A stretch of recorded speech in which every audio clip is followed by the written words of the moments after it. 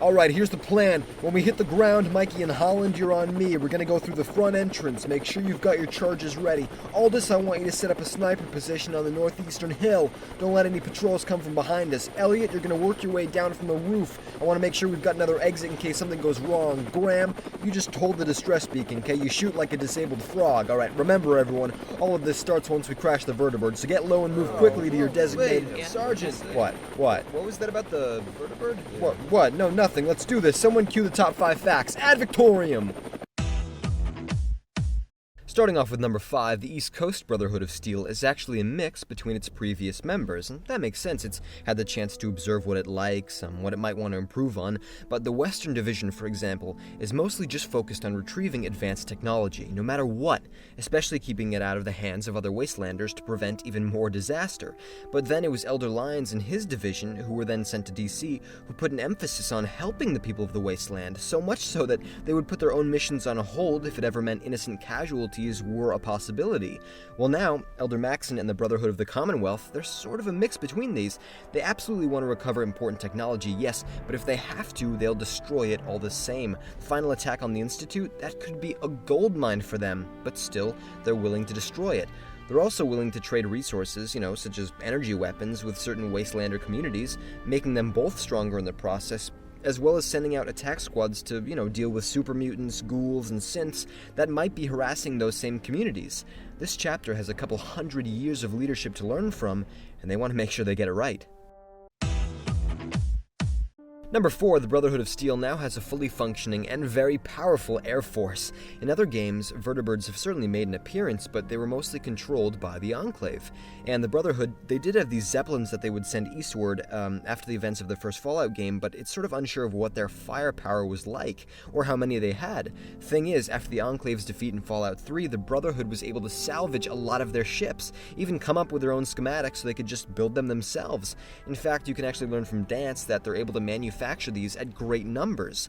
Now, in addition to all of these birds, they obviously have the Prydwen that they can now control as well. This massive gunship is so big, it can hold every member of the Brotherhood currently in Boston. It's outstanding.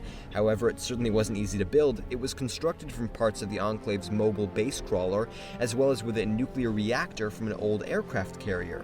It also took 6 years in total to build, the first two just to design it, and then 4 to build the entire thing, so whether or not previous enemies rise up once more, it's very likely that the Brotherhood does have superiority over the skies.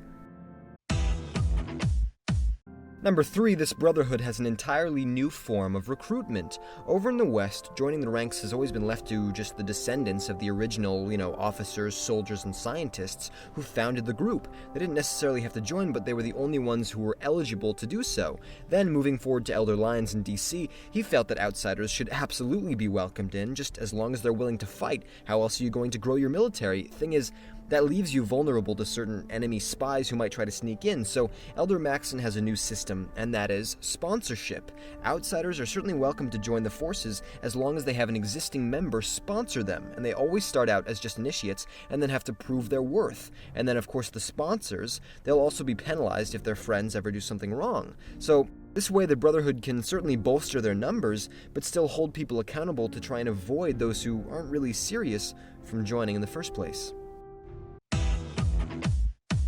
Number 2, the Brotherhood has formed its own political system, and it's not something we're used to hearing, no. Instead, it closely resembles what is known as an Ordnungsstaat. This is German, and essentially, it's a military order that claims its own sovereignty over the land that it rules, and this is hinted at because there's a terminal on the Prydwen that has one of the knights referring to the Brotherhood as a country. It rules over itself, and of course they have their own ranking system. They certainly have a military. They have medicine and technology that they're constantly working on and improving.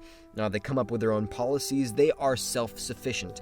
And what's interesting about this too is that within this system, each division has its own country master that then rules over that specific area. So this is to prevent one large, let's say, grandmaster from ruling over everything. So Elder Maxon in this case is a country master. He gets to lead all of those in the Boston area while still receiving full support from the other divisions of the Brotherhood.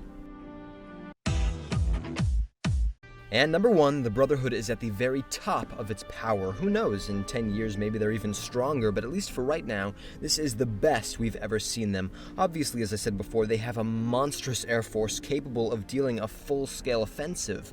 Then they have a new and improved Liberty Prime. He can wipe out entire towns with just his I-beam.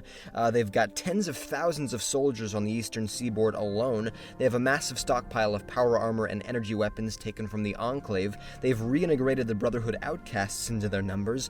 They're growing their relations with the people of the Commonwealth, and they've got a team big enough and bright enough to create and improve on all of their technology, kind of like, let's say, the widely available T-60 power armor. They are a force to be reckoned with.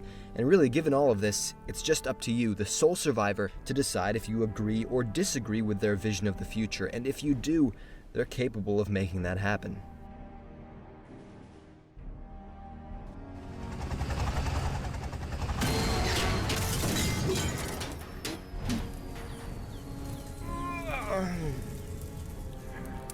Is everyone all right? Yeah, don't worry, you'll get used to that. Happens all the time. Now let's move. Graham, stop sulking, all right? Grab the beacon. Let's go.